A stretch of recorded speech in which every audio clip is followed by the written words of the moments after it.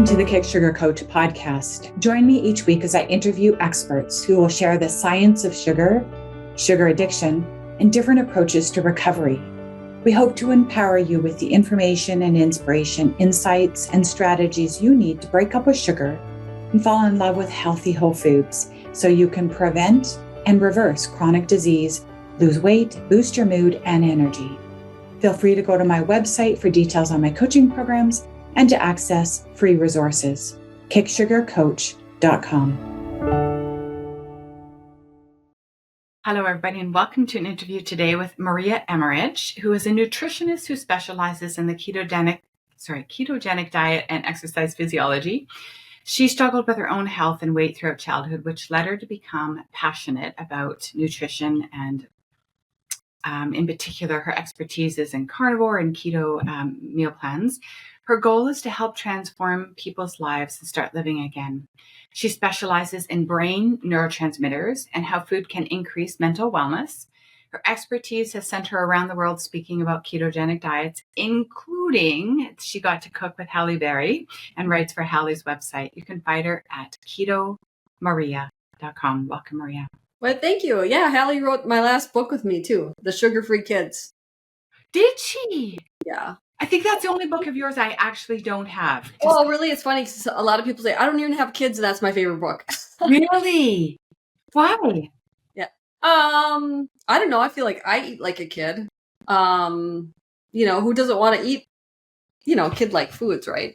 So it's just, they're easy too, because I wanted to make it so young kids could make some of the recipes on their own. So I have like a little meter. If it's super easy, they can do it by themselves, or they need parent guidance, or the parent should probably do it. There's only two that the parent should probably do. So okay. I think people want easy. Totally, they do. Yes. And actually, one of the really great things about the keto sort of carnivore doesn't get easier. It's just so simple.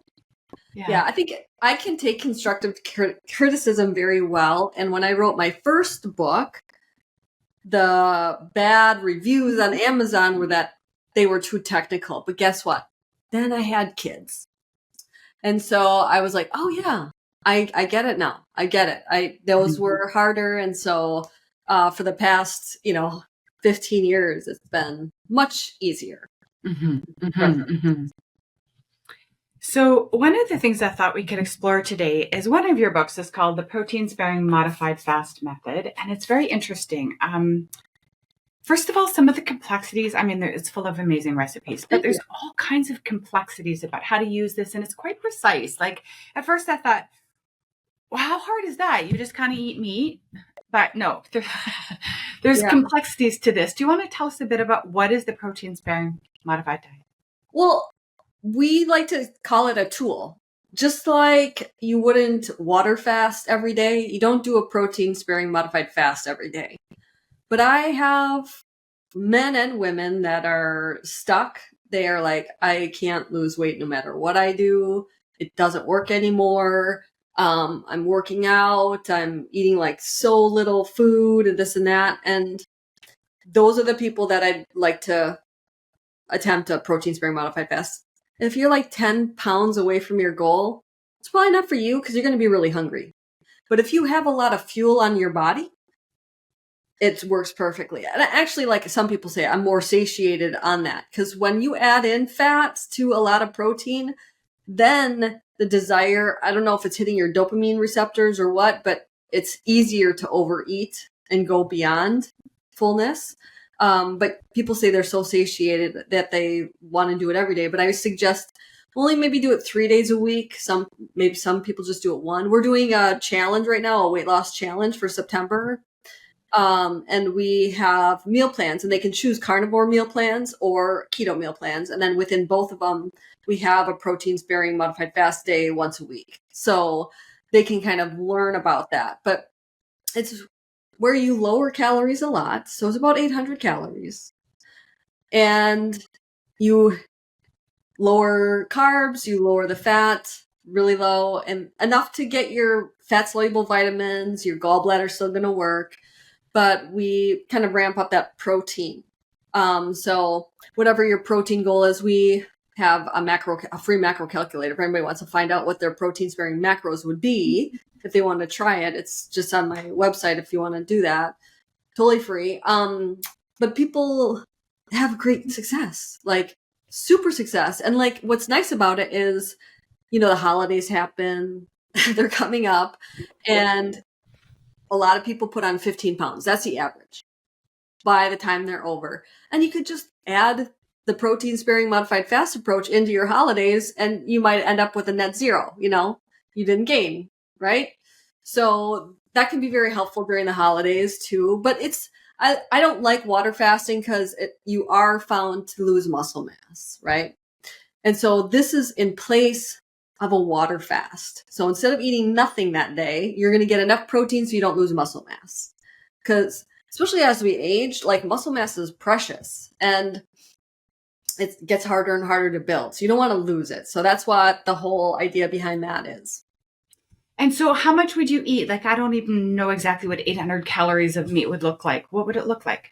I mean, people are like, oh, I can't eat, 100 grams of protein. It's like 2 large chicken breasts. It's not that much. Oh, I But see. that, for me, I wouldn't eat just chicken breast because it's boring, it's gross, whatever. So I try to make it fun and interesting and delicious. Like there's this tomato basil chicken breast, and people really, really like it. And I don't know if you've ever tried my hard-boiled egg pudding. No. I made that with Halle Berry. She loves it. But I made it into a protein sparing version. So instead of the whole egg, we're using egg whites. And instead of full fat coconut milk, we're using like a low fat, light thing. So, but people are like, I love it because I can eat that whole thing and I just got a lot of protein, not a lot of calories. Volume. They love it. Okay. So, you can eat any meat as long as it's lower fat. Yeah. And There's charts in there to show you like there is what are the lower fat versions. Like, ribs would be higher fat. Heart is lower fat, tenderloin, it kind of goes through everything, including the organs. Right. So you eat lower fat and then you actually have to track it. And which tracker do you recommend, or do you? Mine. Okay. I didn't even know you had one. Sorry. Well, I do for my clients, right? Because it's the most accurate. I mean, Chronometer has some issues and they all have, like, if you eat like clams, it puts in like clamato juice and that's like all sugar. So you just have to like kind of double check everything if you use something else. But what I love about our website is if you use this recipe, you just pull it in and it automatically calculates it. So you get kind of like pull it in and then you can print your meal plan for the day. And it also calculates it into a grocery list for you too. So it's just like fun. I mean, I'm really proud of how we work on it all the time because we just want it to be the best and people really seem to love it too. So they keep coming back for more. But you might need to do like more electrolytes on PSMF days. Just because of, you're not eating much fat either. So, but when people have a lot of body fat on their body, they don't understand they can use that for fuel. You don't have to eat a lot of dietary fat to be in this ketosis state. It's the absence of carbohydrates. And then you fuel your body with enough protein to have beautiful hair, skin, and nails. And then the fat, you're going to dial that way down so your body fat can be that fuel. So they have to track it so that they can keep their calories down. And that, what does the calorie deficit piece do? Like, why is that important? To say that calories don't matter is ignorance, but to say that it's everything is also ignorance too. Like a calorie of protein is not the same as a calorie of fat. It's totally not. It's almost like a free food, if you want to call it that, because it's the building blocks of your whole body. Your bones are mineralized protein, So when I work with people with osteopenia or osteoporosis, there's multiple things I look at, but one is like, you have to eat protein. That's super important. But we get into this area where there's some carnivore experts that say you can eat as much as you want until you're full. And first of all, some people have leptin resistance. They don't know a right signal when they feel full. They're not sleeping, so they don't get that signal to feel full. You ever have a sleepless night? The next day, even though you're eating, your carnivore foods, you could eat like twice as much, right? There's definitely like a leptin connection to how much sleep you're getting. So I see these people, they're basically drinking heavy cream and they're like, oh, it's all the carbs in the cream. No, it's not. It is that you just drank 5,000 calories of pure fat. Fat just doesn't shoot through your butt. You don't just poop that out. Excuse my language, but you just don't. If that did happen, do you remember Wow chips? Oh gosh, vaguely. The Olestra disaster? Yep. So when you test stools, you only have about 8% that goes through you. If any more goes through you, you have liquid stools and you need a bathroom very quickly. So you don't want more than that going out you. So where does the rest go? It either goes to storage or you could use it for energy, but most people are not running marathons. So that's where it's just really important to realize that calories do matter. Right. I wish that you could eat like ribeye and drink heavy cream and, but you can't. Right. So, yeah. Right, because that is the prevailing advice around people who want to experiment with keto and carnivore. Just eat to satiety, eat as much as I you. get thousands of people that are doing that coming to me, gaining 50 pounds. They're upset. Their blood sugars are getting worse. Their insulin resistance is getting worse because it's like putting too much gas in a gas tank. And so like insulin is like a net. It's holding everything in. And when you stretch that net out too much where it can't hold it anymore, your blood sugars get worse, your insulin resistance gets worse. You can't just fill your body with carnivore foods and think that it's a miraculous thing. They call it priming, but I'm doing the blood work. I see how terrible it gets. Wow, Maria. And they call it what? I missed that word. Priming. It's like getting your body, like you were under eating for so long and this and that. But no, when I see their labs, they're in a dangerous spot and it's getting worse. You're totally. Yes. I'm so sorry. I missed that word again. They're just putting too much fuel into their gas tank, Got it. Wow. Okay. So yes, because I'm seeing that too, Maria. And I've actually asked I asked Dr. Boz this year about this very question because I'm seeing it. I'm seeing people say, my goodness, I reversed diabetes and now there's this creep back up with my numbers. What's happening? I'm doing everything the same. I'm doing everything right. So it's the case that you're making the case that they're over consuming calories, too much fat. Way too much fat. Too much fat is not a good thing. Okay. Totally. There's only one place for it to go. So what was her explanation? Sorry. That's a good question. So she was quoting Ben Bickman and she was saying that something to do with the test, and I hope I'm not going to do her injustice here. As I recall, she was saying that Ben Bickman was addressing this and he saw a bit of the numbers creep up because of the glycation. There's something changes. Anyways, he thought the test wasn't quite, I'm not sorry. Right. We should probably move on because we don't agree. Oh, no, it's okay. I think that it's all good pieces of the puzzle and people can kind of put whatever they want together. But yeah, so people come, they've stalled on their weight. They're doing the keto, carnivore, everything right. They're not in junk food. They're doing what they're told to do or what others have done and have been successful.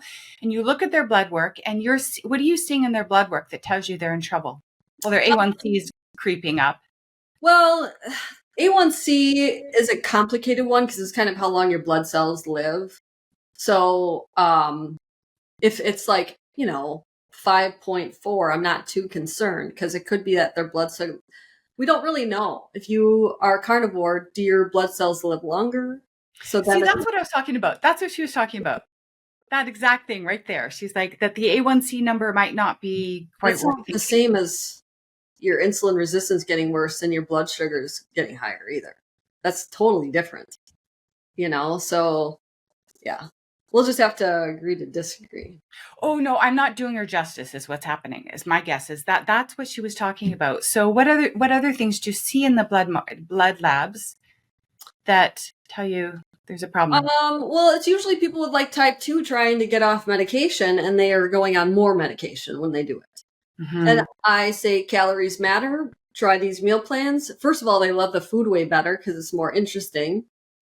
And second of all, they get off medication 100%, and they start to lose weight. Here's the thing about like insulin resistance. Like, you're stuffing the fat cells too much, and to reverse that, you have to shrink the fat cells and gain, or at least maintain your muscle as you shrink the fat cells. The only way you can do that is to move more than you're consuming. I know nobody wants to hear that, but it's true.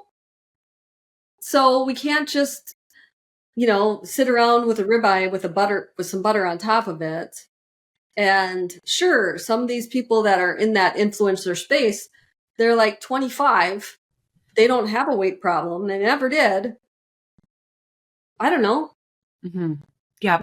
People are already in a state of disease. They're stressed out from work, from family, from whatever. That's going to put them in another, like the whole cortisol issue. So, yeah, it's just, I don't know. It's not what people want to hear, but it's the truth. So what happens, let's say you're obese, so you're still significantly overweight and your knees are sore and it's a struggle to work out. How would you help someone in that situation? Well, if they can't work out at the moment? Well, it's tough. Yeah. They're sore and there's... I would give them some meal plans to do that are super easy for them. And then before you know it, it's not on, like, I will post testimonies on my Instagram and stuff of people losing 40 pounds in a month. Boom. Like, it's just easy. I had Tyler who was over 600 pounds. Wow. Looking at his labs, he had no issues. Getting fat is like a protective mechanism. He was able to grow new fat cells where most people don't after like an infancy stage. Right? So someone who's lean, like I've had a girl who's 105 pounds. She had type 2 diabetes so bad she was getting strokes. And she said, we're such a vain society. I wish I would gain weight when I cheated, but we don't. She doesn't. And where Tyler, for him, he just followed the meal plans and he lost 100 pounds in 2 months. What? So he felt really great to start moving his body, right? So you work on what you can first. And I don't think a lot of people realize how important sleep is when it comes to blood sugar and weight loss and cravings and your moods, your energy. So I kind of work on sleep too. And if it's that you can't fall asleep or you can't stay asleep, there's different reasons on why you might have sleep issues.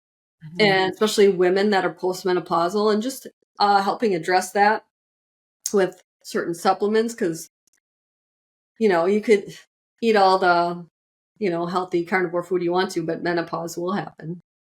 So, some say that it won't, but it does. And when it does, you just have to be aware and that there's certain supplements that can help you to sleep. Because when you don't sleep and, you have to get up to pee all the time, it's frustrating, right?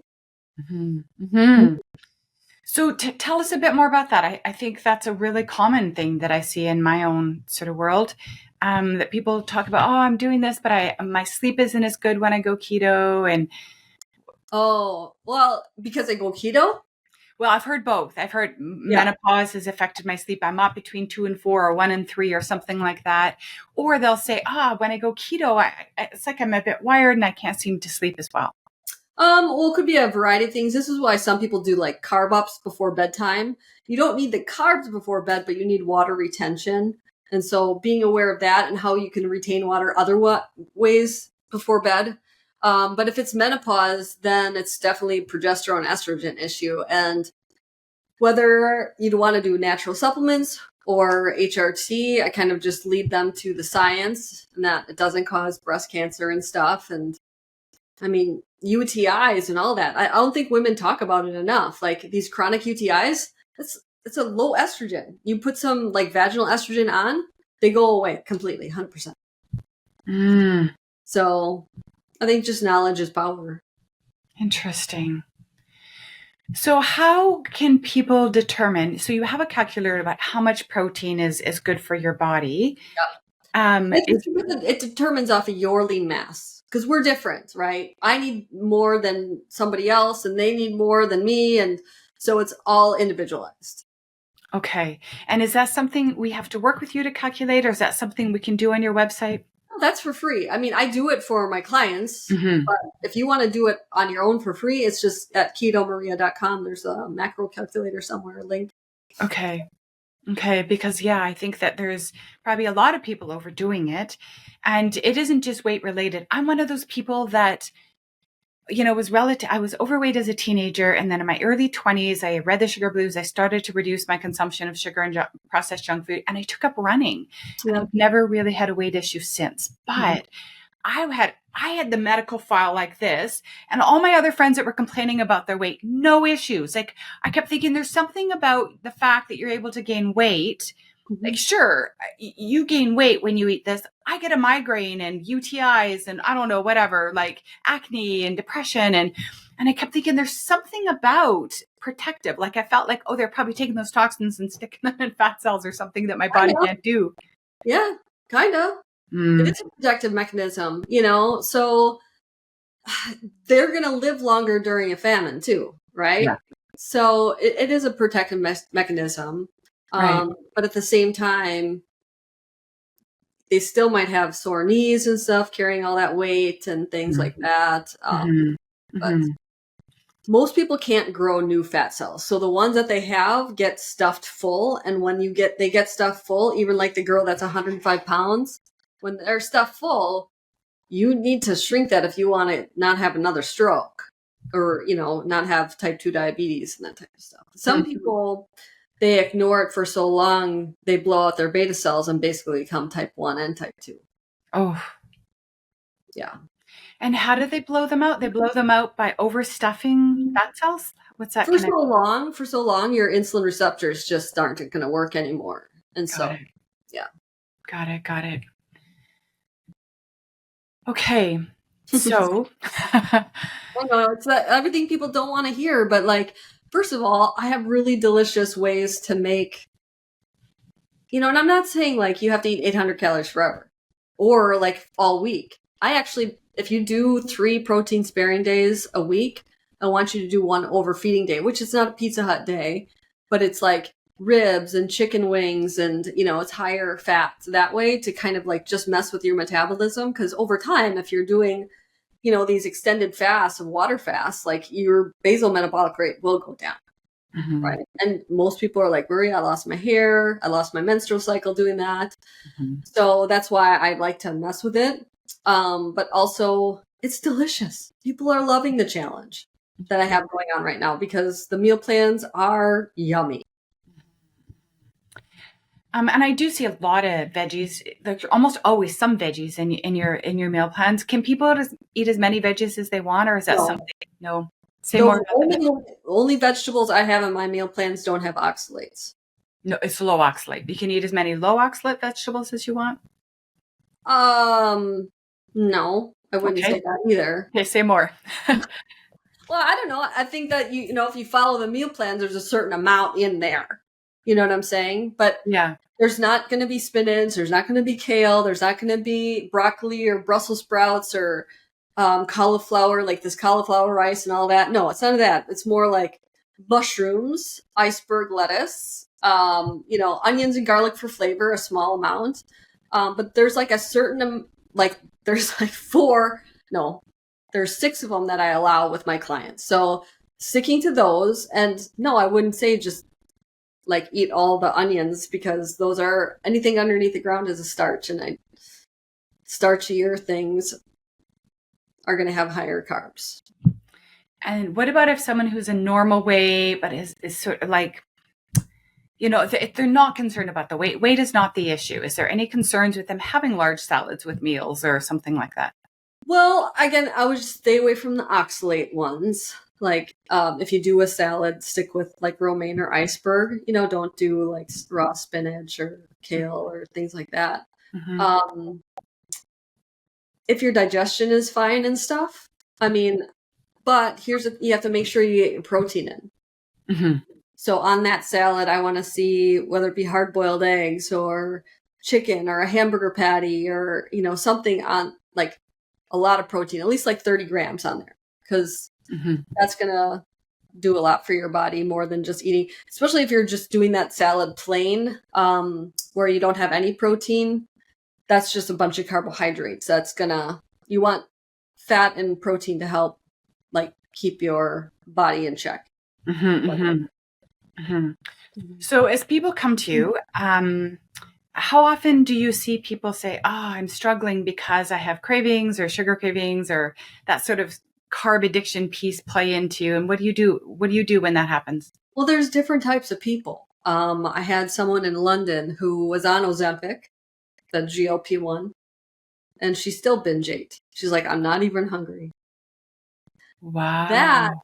that was not even like a physical craving. That was a mental craving.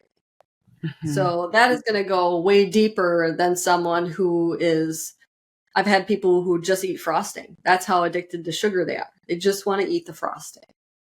And so we just find things that they are going to enjoy food wise. Because if you told that person to just go carnivore, it might be very difficult. But I also tell them your taste buds turn over every 15 days. So if you give your body 15 days of not having that frosting, your palate is going to change in that short a time. Like that is good news because you think that it would take a lot longer, right?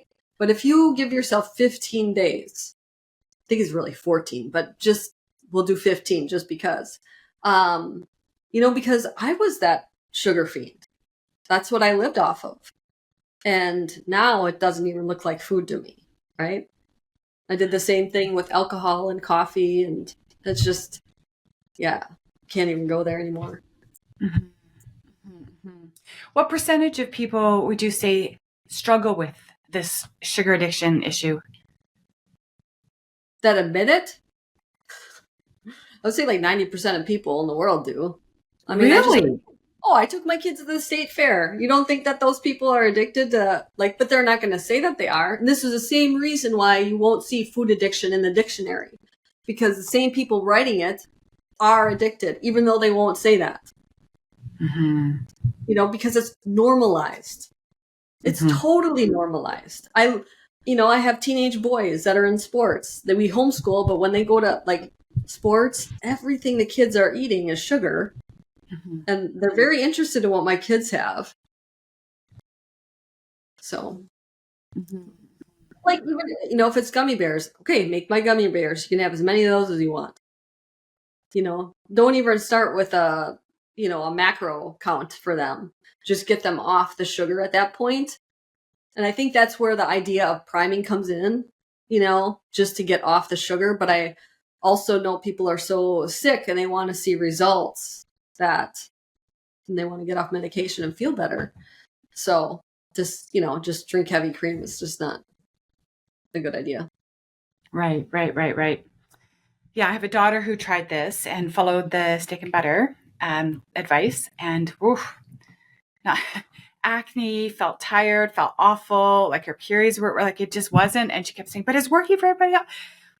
I don't know what to say. I don't know what to say. But maybe it's not. Maybe it's just Right. what we hear. Same with Maybe. like veganism. I have a lot of people that have come to me and they were vegan and they said, gosh forbid I would say something bad about that diet. I would get Yeah. eaten alive by the people. Hmm. Um, Hmm. but I just spoke in Florida a month ago, and a couple young girls said I went completely carnivore. I lost my cycle. I did like all of these things. And so just guiding them to how to get it back. To say that it's an end all be all of like it's this miracle, I think it's great for autoimmune issues. I like it, call it the ultimate autoimmune protocol. Do you still have migraines? Me, very rarely, but I still get them. Were they monthly or random? I got them with my cycle. Yeah, low progesterone. Oh, yeah. There's usually like evening primrose oil. That's really good for that. And you Okay. would capsule. And then like a progest cream, you can get that on Amazon. Do you like tend to fall asleep but you can't stay asleep? Yes. If I have sleep issues, it tends to be that. Yeah, that's low progesterone. Yeah. Okay. So those two things together really help with migraines going away. Pain in general, evening primrose oil is really good for. Okay, amazing, amazing. What other supplements do you suggest for people who struggle with sleep? With sleep, I usually recommend magnesium glycinate. That's a really good one. Don't go to Target and buy magnesium because you're going to just have diarrhea. That's what milk of magnesia is magnesium oxide. But if you get a good quality magnesium that's is tied to an amino acid, that's really absorbable and it's very calming. So if you have kids with anxiety or you have anxiety, but it's very calming. So like an hour before bed, I do a pretty high dose. It's very calming to help with sleep. And then it kind of just depends on what they're dealing with. There's L-theanine, there's there's so many. There's GABA. Some people say it doesn't cross the blood-brain barrier, but I have seen the difference in people and how it helps. But that Progest cream is really good before bed. And then like some sort of, electrolyte to help retain that water is very helpful. Blue blocking glasses. I know it's not a supplement, but I have to put them on at about 5 p.m. Otherwise I notice when I travel, I'm like, oh, I can just feel it. And that the reason why it's so important is the blue light will block melatonin from being produced. And it will raise cortisol. So that's that cortisol that nobody likes. So the cortisol stays high and melatonin stays low. And then you can't tend to fall asleep until like an hour or two after you go into your bed. Right. Yeah. So I'm imagining people are a bit curious about your meal plan then. And I know it sounds like you have to sort of individualize it, but generally speaking, do you have people eat like 3 meals, or do they eat when they're hungry? Do you put them on a schedule? Like what would a typical meal plan look like maybe during your challenge right now? Again, like if you want to spread these out, I don't mind if it's 3 meals, but it's 2 meals a day. And most of the time when you keep your blood sugar nice and stable, you don't have the hunger like you do when you're eating a bunch of fruit or whatever it is that's making it go up and down. Because how hunger happens is a falling blood sugar. So you could go to like a Chinese buffet and eat all the sugar chicken and white rice. And an hour later, you're like, oh yeah, I can go for ice cream. Let's go, right? It's not because your belly's not so full. It's because that blood sugar went sky high and now it's starting to come down. And that's when hunger happens. So it's really helpful to keep it nice and even.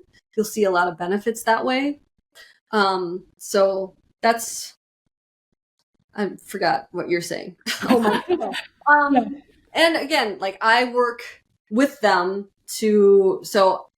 with the meal plan, the challenge, yeah, I made them, right? But with my one-on-one clients where we are on the phone and stuff, I show them how to go to my website and they can pick egg-free, dairy-free, nut-free, like all the free, nightshade-free, you name it, right?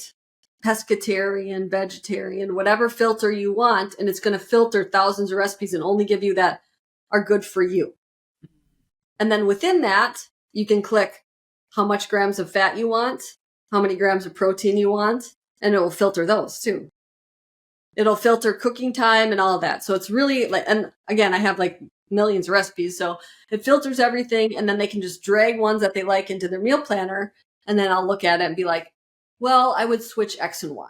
You can still have that, but I want that to be on this day. So I just kind of like rearrange it that way. So it's more personalized 100%. But the challenge, again, they could choose carnivore meal plans or the keto, and it still contains protein sparing days on both. The calorie range was still around the same for both carnivore versus keto, and the keto group always loses more. The keto group always loses more weight. Yep, we did multiple challenges. We did just carnivore challenges. We just did like keto and protein sparing. And there's always protein sparing in the carnivore too. And other keto protein sparing loses more. What if somebody comes to you and doesn't want to lose weight? What happens then? Oh, I work with those people all the time. Kids, epilepsy, seizures, cancer. Yeah. You name it. So that is just, we work with different macros because again, with cancer, I wouldn't go high on the protein. Really? No. Say more. Just like the amino acids in protein, like L-glutamine. I would make sure that they're not taking L-glutamine or creatine or any of those protein powders, just because it is another fuel source. And your body likes to use those easy fuels for energy. That's why it likes sugar. It's an easy fuel. Mm-hmm. So I would just moderate it a little bit, and focus more on fat. And say, like, we're not going to worry about muscle right now. We're going to get that beast out of you, you know? Wow. Yeah. And wow. Yeah. Because there's always this risk if you don't actually know, because people, it's like years and years in the making. There's people potentially making cancer and might not even know about it. Well, we all have cancer. Right. Just depends on if it stays dormant or not. Right. Right. That's what, if we live long enough, everybody will die of it. Oh, Some theories. some theories. Yeah. Because I can imagine there's people that will die of old age, but like just, happy, healthy, just. Right. But if that was the one disease that took all of us because we lived long enough. That's Right. what there's been theories about that. I don't know. Wow. Okay. What else can I pick your brain about? What would you say is too much protein at a meal for, let's say, a premenopausal, menopausal woman? If you are chewing your protein and not doing protein powders, you can't do enough. You can't do too much. But what about those people that are leptin resistant and just like literally won't stop? You need more then. Ah. Oh, well, if you're insulin resistant, that's what I thought you said. No leptin.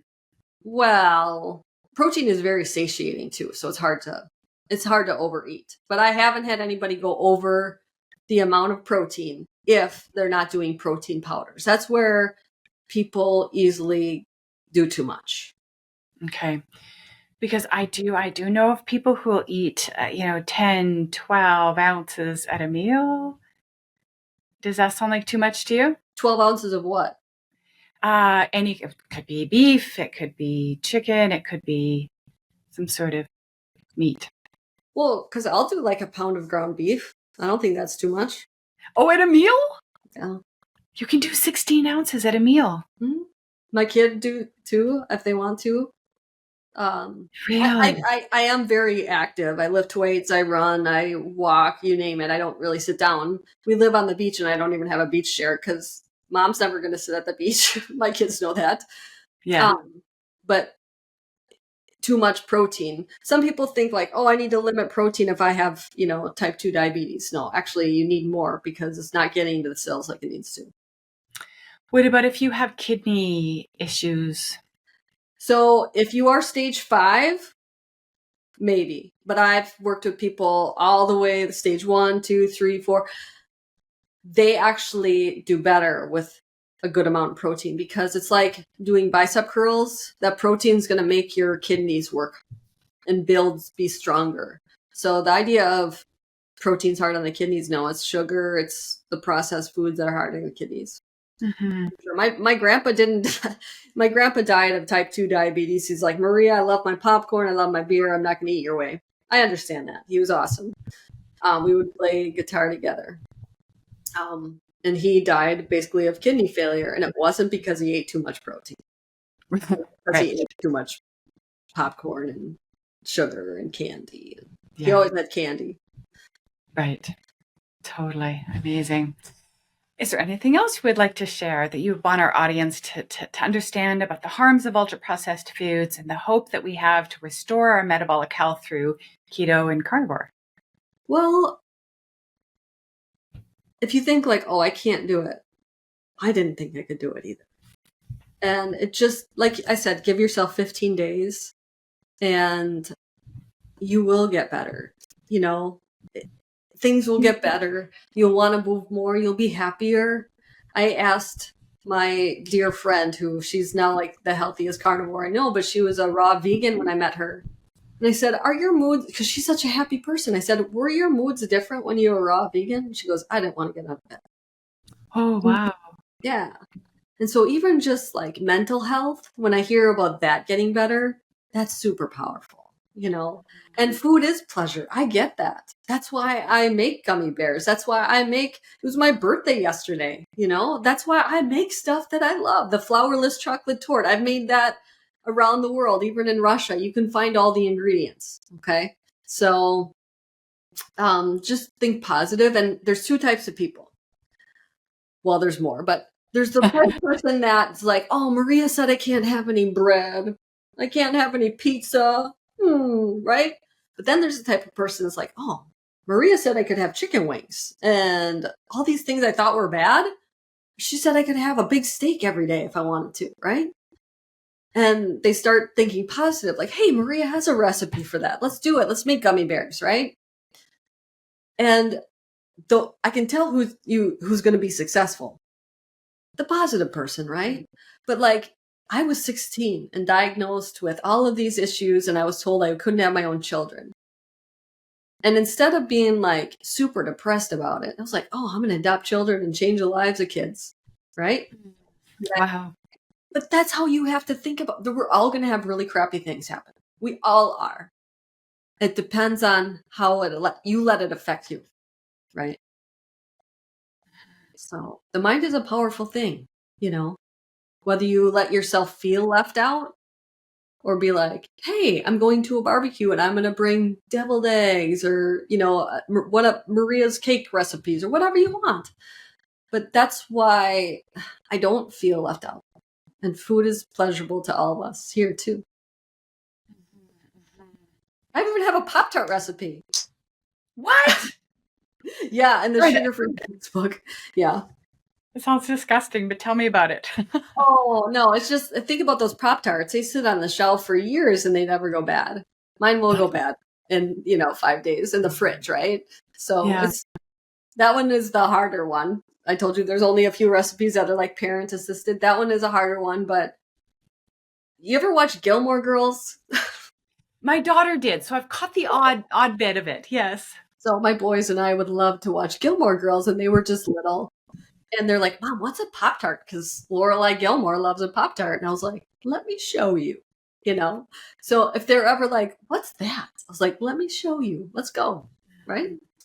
I can't believe how much time you've spent in the kitchen, like creating and making things interesting and recreating favorites and healthier forms. And I don't have much of a life otherwise. No, I mean, I'm not one to enjoy, going out and partying. That's just never been my thing, even in college. Yep. I'd rather like be out. I'm a bow hunter. I like to be out in nature. So a lot of times I'll be out in nature, whether I'm out with a paddleboard with the whales. I don't know if you saw that, but I use a paddleboard with the whales or something like that. And I'll have these ideas like, oh, that's where I have my best ideas. And then when I'm done, I go inside. Sometimes the kids want to help. It's usually easier if they don't. It's funny because my husband's like, oh, you make twice as much of a mess when they help. But it's my happiest memories, literally. I have, there's a kids baking competition. So Valerie Bertinelli has my books. And I was just floored. And so my boys and I started watching that. And they're like, we should have a kids baking competition. So I got out cocoa powder and all the stuff and let them create their own cakes. And we had a baking competition, and it was such a mess, but it was like one of my favorite memories. Incredible. Do you have any sweeteners? I should probably know this answer because it's not like I don't have all your cookbooks, but right now I'm drawing a blank. Do you have any sweeteners in your recipes? Obviously not the carnivore ones, because I have the carnivore, which would be no. But yeah, I mean, even like allulose is kind of the new one, but I've seen it even in Korea and other places that I travel to. That's been found to be really positive on insulin resistance, blood sugar. It's a natural GLP-1. So what that means is you feel full faster, so you're going to eat less of it. So there's Dr. Nadir Ali. He's a cardiac surgeon that we interviewed. And he was saying, like, if they put 2 tablespoons in their coffee in the morning or tea or water, whatever, throughout the day, they eat significantly less because they just feel that signal better. But again, there's the people that will eat through that, just like the woman on the Ozempic, but Mhm. I use stevia glycerite most of the time. It's a non-bitter stevia that's thick like a honey. Mhm. Monk fruit drops. I usually like to blend sweeteners because it Mhm. just creates a better Mhm. flavor profile. Most people can't tell the difference. Mhm. Have you found it triggering for people? Like, I don't know that I could do those sweeteners. I don't have a desire to try it just because I've relapsed so many times. Thank you very much. I just probably will stay on this side of them. But I don't know. Like, have you found it problematic for some people? Again, you have different types of people. For me, it kept me on track because in the my 20 years ago, I've been keto for 26 years. We'd go to a wedding, right? And there'd be the wedding cake. I could mentally say, you can have your flourless chocolate torte when you get home. Do not touch that cake. But if I couldn't have anything, some people would be like, well, whatever, I'm just going to have something. Mm-hmm. So for a lot of people, it keeps them on track. And they Right. go to a barbecue and they have my protein brownies, right? But I just see all types of people that are like, if you would have told me at 16 that you're just going to eat meat, I wouldn't even have tried. Right. So I kind of like have like a mental game with people I'm working with to find out what kind of person they are, to see what rail I'm going to go down to. Because Mm-hmm. I don't mind if you have a dessert every day, but it's going to be one of mine and it's not going to have nuts in it. It's not going to have dairy in it. So there are guidelines. Do you do And dairy? why no nuts and dairy? Because they're the best way to put weight on, especially nuts. If you combine fat and carbs together, it's the best way to put weight on. And in nature, there's really not a lot of things like that except for nuts and milk. Mm-hmm. Nuts, there's really no protein. It's just fat and carbs. And they're very overeat, easy to overeat. And then if you're eating the actual nut, there's this sensory specific satiety. It's not the crunch that you're feeling in your mouth, but the feeling in your ear. You want to keep going. But then you make nut flours and you make a cake with nut flours. That's super caloric dense. And then you put some cream cheese or whatever in there. And dairy causes this dopamine response where you have a hard time stopping to eat that too. But dairy also, I work with a lot of people with autoimmune. And so dairy is something that needs to go in the beginning. And sometimes people can add it back in, but even like Twyla, she lost 270 pounds. And she was at my house and we were talking and she's like, well, I do love dairy, but whenever I add it in, my weight starts to just creep up a little bit. And since she was, she lost 2 people, right? She's very aware of what food will put some weight on. And she's like, it's just not worth it. Incredible. She couldn't even go to the store because she couldn't fit. If she had to go to the bathroom, she couldn't fit into a stall. Unbelievable. She's like the most amazing human ever. Love you, Twyla. Wow. Amazing. I know I was away for the long weekend and I was like, I can barely fit into these bathrooms. Like, it's just unbelievable how tight they are and how hard that must be for people that are larger to travel and see the world and have adventures. Is there any final words you'd like to say? I just want people to know, like I was telling you earlier, I don't make money on this, but I love to do a few companies asked me to do keto retreats and carnivore retreats. And what I love about it is a lot of people will go just by themselves and we just make friends for life. And I messaged a few of them this morning, see how they're doing. And if you've ever been to summer camp, I mean, you understand how close you can get in 7 days. And what's awesome is if you are type 1 or somebody who has to eat keto or carnivore, I promise you the meals will be that. Some people bring a friend who's not and they'll have pad thai when we went to Thailand or whatever. I'm not judgy. I don't care at all. But it's a way to make friends with like common, things in common. I just love it. I'm going to Italy next week. So Okay.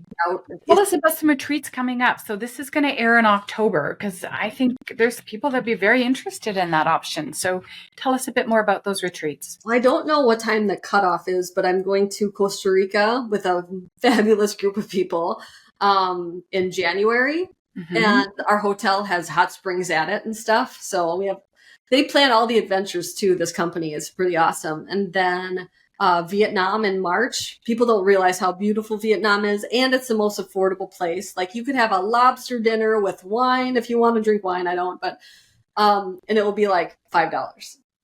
Oh my goodness. And then go get a massage for $2. It's super, super affordable, and it's beautiful. Our hotel's right on the beach. And then Greece in May. Wow, Maria, wow. Greece is going to be an awesome one. I did that one in the past, and it was one of my favorites. That's why I redid it. Croatia in late June. So if you're in school or a professor or something, you want to do it in the summertime. And then Sardinia in September. My goodness, you're doing a ton of traveling next year. This sounds so exciting. Yeah. So it's like my favorite thing, because I think, as a busy working mom with homeschooling kids, I don't have the opportunity to make friends.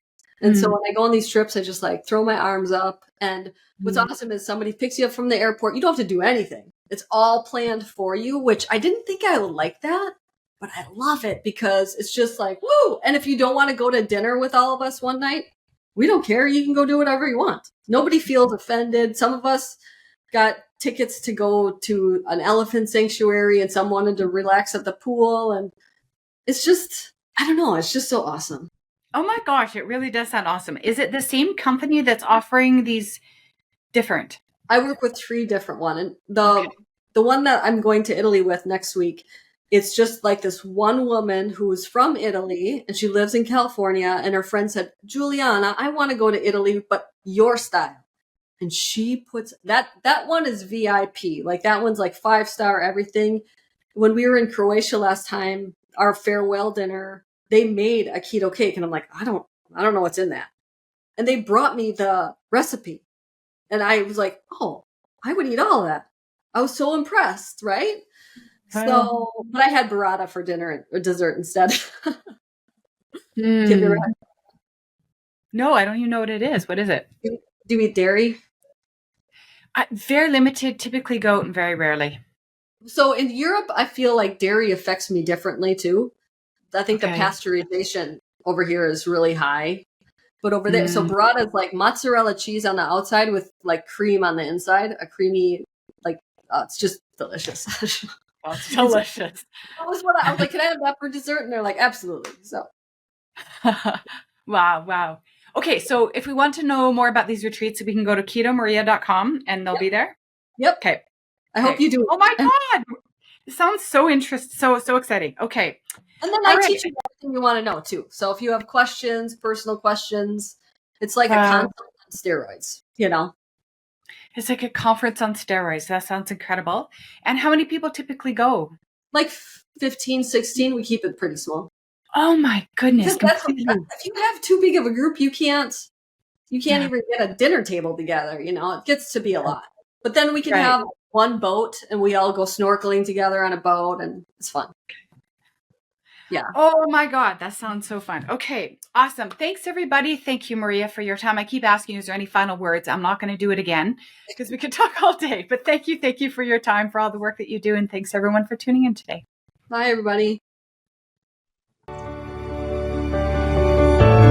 Thanks for tuning in this week. If you would like more interviews, more information, and more inspiration on how to break up with sugar, go to my YouTube channel, Kick Sugar Coach, or my website, kicksugarcoach.com. See you next week.